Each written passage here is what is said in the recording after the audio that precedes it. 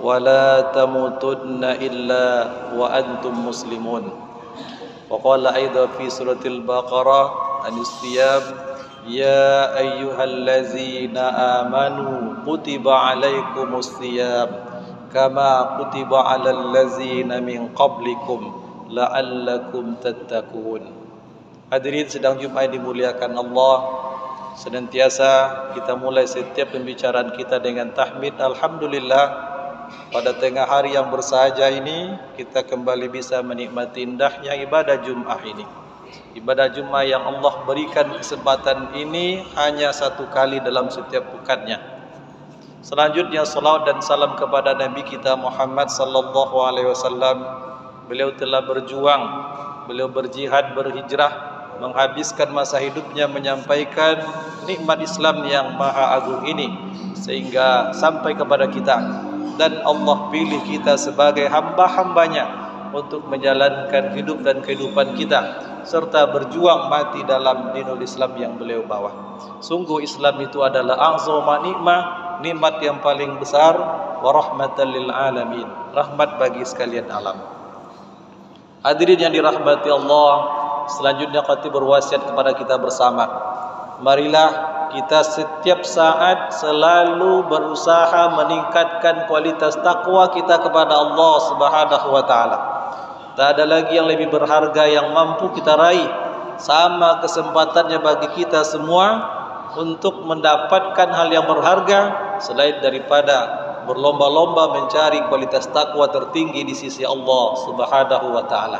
Kita mesti selalu menyadari bahwa harga diri kita semata-mata diukur dari tingkat ketakwaan itu. Kita harus sadar harga diri kita sama sekali tidak diukur dari tampilan zahir kita, tidak diukur dari harta kita, tidak diukur dari jabatan kita, bahkan tidak diukur juga oleh seberapa tinggi ilmu yang kita miliki, seberapa tinggi titel keilmuan yang kita dapatkan. Allah tidak mengukur itu, tapi yang diukur adalah setinggi apa tingkat ketakwaannya kepada Allah Subhanahu wa taala. Takwa tidak memandang siapapun, asalkan dia orang yang beriman kemudian berusaha semaksimal mungkin mendekatkan diri kepada Allah, insya Allah mendapatkan posisi takwanya masing-masing. Hadirin sedang Jumat dirahmati Allah.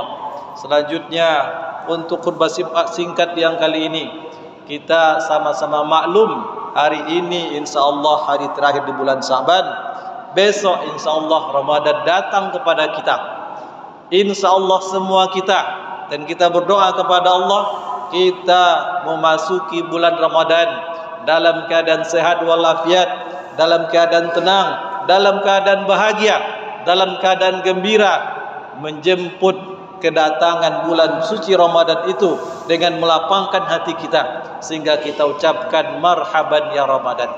Marhaban secara bahasa artinya tanah lapang, tanah yang luas.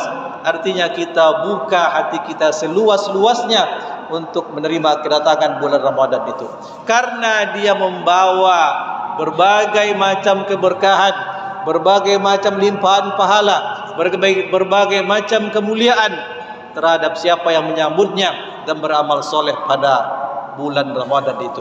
Oleh karena itu kita harus juga sadar, kita yang Allah berikan kesempatan berjumpa dengan Ramadan itu benar-benar Allah sayang kepada kita. Allah mencintai kita. Allah menginginkan kita mendapatkan kemuliaan di sisi di akhirat kelak. Inilah kesempatan emas yang tidak semua orang bisa mendapatkannya. Ada yang berjumpa dengan bulan Ramadan dalam keadaan sakit. Ada yang berjumpa dengan bulan Ramadan dalam keadaan tidak datang kesadarannya untuk meningkatkan amal solehnya. Ada berbagai macam keadaan sehingga ketika Ramadan itu datang paling tidak ada dua keadaan manusia. Ada yang menyambut dengan baik, hatinya gembira, bertekad beramal soleh. Ada juga yang merasa tak suka dengan kedatangan bulan Ramadan karena terhalang hawa nafsunya untuk melampiaskan pada bulan ini. Mudah-mudahan kita semua termasuk kepada kelompok yang merindukan bulan Ramadan, beriktikad penuh pada bulan Ramadan untuk memaksimalkan amal soleh kita pada bulan ini. Hadirin sidang Jumat dirahmati Allah, sebelum masuknya bulan Ramadan ini, khatib ingin menyampaikan beberapa wasiat. Yang pertama, menjelang masuknya bulan Ramadan ini pelajarilah semaksimal mungkin tentang ilmu amaliyah Ramadan. Karena ilmu sangat penting. Tetapi sekarang ini betapa orang menganggapnya biasa-biasa saja. Padahal pada masa Rasulullah sallallahu alaihi wasallam untuk mendapatkan satu informasi tentang Islam pun para sahabat tidak segan untuk berkorban, mengadakan perjalanan jauh, bahkan sampai ribuan kilo jauhnya. Dalam sebuah hadis yang diriwayatkan oleh Imam Al-Bukhari dari Talha bin Ubaidillah, Talha mengatakan, "Ja'a rajulun ila Rasulillah sallallahu alaihi wasallam min ahli Najdin sa'irar ra'si yusma'u sawiyya dautihi wala yubqa hatta dana." Suatu kali seorang laki-laki datang menjumpai Rasulullah sallallahu alaihi wasallam. Dia berasal dari penduduk Najd. Kemudian dia datang dalam keadaan rambut yang acak-acakan, rambut yang penuh debu, suaranya keras tapi tak bisa dipahami, sehingga dia mendekat kepada Rasulullah sallallahu alaihi wasallam. Fa iza huwa yas'alu 'anil Islam, tiba-tiba dia tujuannya hanya untuk bertanya tentang Islam. Apa itu Islam? Begitu dia jauh-jauh mengadakan perjalanan hanya untuk bertanya tentang satu hal, tapi hal ini teramat penting menentukan nasib hidupnya dunia dan akhirat kelak. Bayangkan berapa jauh perjalanan yang dia tempuh dari Najd ke Madinah. Oleh ulama pensarah hadis ini termasuk Ibnu Hajar Al-Asqalani menyebutkan jauh perjalanan yang ditempuh itu tak kurang dari 1000 kilometer jauhnya, hanya untuk menanyakan satu hal, hanya untuk mendapatkan ilmu yang paling penting, yaitu tentang Islam. Rasul menjawab, "Khamsu salawatin fil yawmi wal lailah." Islam itu kamu melaksanakan solat 5 waktu sehari semalam. Kemudian qala hal alayya ghairuha, adakah yang wajib selain itu? Qala la illa an tatawwa, tidak ada lagi memang kecuali kalau kamu ingin melaksanakan salat-salat sunnah. Qala Rasulullah sallallahu alaihi wasallam wa saumu Ramadan, dan berpuasa pada bulan Ramadan. Qala hal alayya ghairuha, la illa an tatawwa, ada lagi yang wajib ya Rasulullah selain daripada puasa Ramadan? Tidak, kecuali kalau kamu ingin melaksanakan puasa yang sunnah. Wa zakaralahu Rasulullah sallallahu alaihi wasallam az-zakata, qal hal alayya ghairuha. Kemudian Rasul mengatakan, kamu berzakatlah. Ada yang wajib ya Rasulullah? Tidak lagi, kecuali illa an tatawwa, kecuali kalau kamu ingin melakukan sedekah sunnah. Kemudian fadbara rajulu, kemudian laki-laki itu pun pergi. Dia berkata, wallahi la azidu ala haza wa la ankus, demi Allah saya tidak akan menambah amal ini dan tidak akan mengurangi, cukup yang wajib-wajib saja. Qala Rasulullah sallallahu alaihi wasallam, aflaha in sadaq, sungguh dia akan beruntung kalau dia itu benar. Hadirin sedang Jumat dirahmati Allah, memang Islam ini simple, mudah, cukup melaksanakan yang fardu saja itu sudah bebas dari neraka, mendapatkan surganya Allah. Tapi kita tak pernah tahu seberapa banyak dosa yang sudah kita lakukan, seberapa berat dosa yang harus kita pikul, sehingga orang yang al-kais, orang yang cerdas, orang yang pintar dalam menjalani hidupnya di dunia ini tak akan pernah melewatkan waktunya untuk tidak mengisi dengan amal yang berisi pahala. Itu pertanda orang yang cerdas. Tapi orang yang bodoh akan begitu mudah lalai dengan nikmat-nikmat dunia yang sangat-sangat sedikit ini. Maka berpikirlah, merenunglah kita. Yang pertama sekali ketika menghadapi Ramadan ini, pelajari ilmu-ilmu tentang amaliyah Ramadan itu kembali. Begitu jauhnya sahabat tadi berjalan hanya untuk mencari informasi tentang Islam. Sekarang bagi kita begitu mudahnya kita belajar, menuntut ilmu melalui handphone tangan kita masing-masing. Kita sudah dapat ilmu, tinggal lagi kita mencari mana sumber yang benar, mana sumber yang valid, mana yang bisa dipercaya, mana yang tidak. Itu sudah begitu sangat mudahnya. Artinya Allah sayang kepada kita. Untuk mendapatkan kebaikan itu Allah permudah bagi kita. Bahkan cukup di tempat tidur sambil melihat handphone pun sudah bisa kita mencari ilmu. Maka jangan lupa ketika masuknya bulan Ramadan, yang pertama sekali kuatkan ilmu untuk amaliyah Ramadan itu. Pesan yang kedua, sadarilah bahwa detik-detik dalam bulan Ramadan, bahkan di luar Ramadan, selagi nyawa di kandung badan, setiap detik kita adalah waktu yang sangat berharga, apalagi di bulan Ramadan. Sehingga dalam sebuah hadis Rasulullah sallallahu alaihi wasallam pesankan kepada siapapun, andaikan kalian ditimpa oleh musibah yang berat, sakit yang rasanya tak tertahankan, apa pesan Rasul? Jangan sama sekali minta segerakan dimatikan kepada Allah. Jangan minta segera dimatikan. Apa sebab? Karena detik-detik dalam kehidupan dunia ini itu sangat berharga. Dalam sebuah hadis beliau mengatakan, la yatamanna ahadukumul maut. Jangan sekali-kali di antara kalian minta segera dimatikan kepada Allah.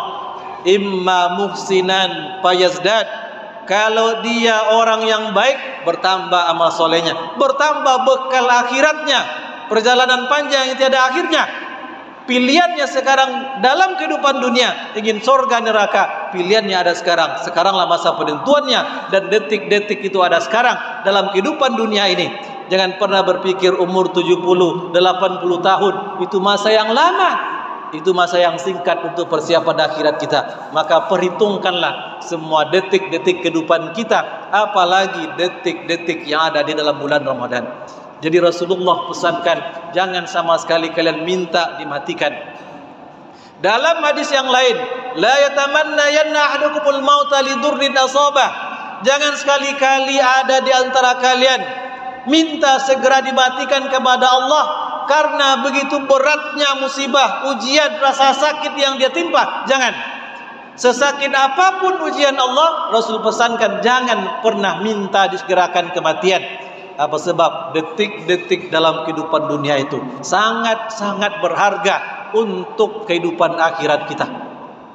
Tapi walaupun detik kehidupan dunia adalah detik-detik yang berharga, tapi harus kita sadar, hidup dunia adalah hidup yang tak enak. Hidup yang enak adalah di akhirat kelak, tempat kita, tempat kembali kita di surganya Allah Subhanahu wa taala. Maka prinsip setiap mukmin, jangan sampai gagal untuk masuk sampai ke tujuan akhir kita menuju surganya Allah Subhanahu wa taala. Hadirin sidang Jumat yang dirahmati Allah, sekarang pintu terbuka lebar untuk mendapatkan surga Allah. Besok hari, waktu-waktu yang sangat potensial datangnya bulan Ramadan kepada kita. Maka cerdaslah dalam beramal. Apa amal-amal yang paling utama? Yang pertama tentu adalah ibadah puasa itu sendiri. Ini ibadah fardunya. Benar-benar tegakkan as-siyam. Jangan hanya sekedar as-saum. Dalam term Al-Quran ada dua kata yang bermakna puasa. Yang pertama siyam, dalam ayat yang kita baca tadi, itu yang diperintahkan kepada kita pada bulan Ramadan. Yang kedua ada yang bermakna puasa, adalah kata as-saum. Ketika Maryam, ketika dia dalam keadaan hamil, dia dikucilkan, dia membawa dirinya untuk dari keramaian, dia bernazar kepada Allah, inni nazartu sauma, saya bernazar, inni nazartu lirrahmani sauma, saya bernazar kepada Tuhan yang Maha Pengasih untuk saumah, berpuasa, tapi berpuasa untuk tidak berbicara dengan siapapun. Menahan dari satu perbuatan disebut dengan saum, artinya juga berpuasa. Tapi kalau menahan dari semua yang bisa membatalkan dan mengurangi nilai puasa, Al-Quran sebut dengan kata siyam. Ingat, yang diperintahkan kepada kita esok hari di bulan Ramadan bukan saum, tapi yang diperintahkan adalah siyam. Menahan dari segala hal yang bisa membatalkan, bukan hanya dari satu perbuatan, bukan hanya dari makan dan minum, bukan hanya dari menahan syahwat kepada istri, tetapi semua yang bisa mengurangi nilai-nilai puasa kita. Hadirin sidang yang dirahmati Allah, itu ibadah utamanya. Kemudian sebagaimana ditetapkan, dirumuskan dari dalil-dalilnya oleh ulama tarjih Muhammadiyah, ibadah-ibadah utama itu disebutkan 4. Yang pertama adalah perbanyak sedekah di bulan Ramadan. Karena Rasulullah sallallahu alaihi wasallam ajwadan nas wa kana ajwada fi Ramadan. Rasulullah sallallahu alaihi wasallam itu adalah manusia yang paling pemurah, dan pada bulan Ramadan dia paling lebih pemurah lagi dalam memberikan sedekah. Dalam hadis lain disebutkan beliau pemurahnya dalam bersedekah pada bulan Ramadan seperti rihil mursalah, angin yang berhembus, seolah-olah apapun yang dia miliki masih ada tempat disedekahkan. Dia sedekahkan selagi bisa bersedekah. Beliau bersedekah ibarat angin yang berhembus, tak ada yang bisa menghalangi kemana dia ingin berhembus. Begitu maha pemurahnya Rasulullah sallallahu alaihi wasallam. Mari kita contoh, mari kita berbuat, terutama di bulan Ramadan ini. Sebab di bulan Ramadan dilipat gandakan pahala, sementara di luar Ramadan saja pahala sedekah sampai Allah lipat gandakan 700 kali lipat ganda besarnya. Ibadah yang kedua adalah tilawatul Al-Quran atau tadarus Al-Quran. Bukan hanya pada waktu malam, tapi selama bulan Ramadan itu hendaklah kita membiasakan diri baca Al-Quran. Buat target-target kita. Setiap huruf yang dibaca dari ayat Al-Quran di luar Ramadan, Allah berikan 10 pahala. Di bulan Ramadan dilipat gandakan lagi. Maka sangat berugilah kalau orang tidak dekat dengan Al-Quran. Setiap ada waktu, subuh, pagi, siang, sore, malam, dekatkan diri kita dengan baca Al-Quran. Tapi jangan hanya cukup sekedar membaca. Usahakan untuk memahami maknanya, merenungkan maknanya, membekas dalam pikiran, membekas dalam hati kita, sehingga ibarat Al-Quran itu sudah mendarah daging dalam diri kita. Insya Allah menjadi orang-orang sahibul Quran, dan Al-Quran akan memberi syafaat bagi orang yang membacanya pada hari kiamat. Rasulullah mengatakan, Iqra'ul Quran, baca Al-Quran, fa'innahu ya'ti yaumal qiyamah syafi'an li ashabihi. Baca Al-Quran, baca, karena dia akan datang pada hari kiamat sebagai pemberi syafaat bagi orang yang membacanya. Sidang Jumat dirahmati Allah, ingat kesempatan ini hanya ada dalam kehidupan dunia ini, dan yang terutama adalah di dalam bulan Ramadan. Ya, amal yang ketiga adalah jangan tinggalkan untuk qiyamul Ramadan, salat malam, salat tarawih. Beliau mengatakan, man qama ramadhana imanan wa ihtisaba ghufira lahu ma taqaddama bi dzambi. Siapa yang melakukan qiyamul Ramadan, melaksanakan salat tarawih pada bulan Ramadan, diampunkan seluruh dosa-dosanya yang telah berlalu.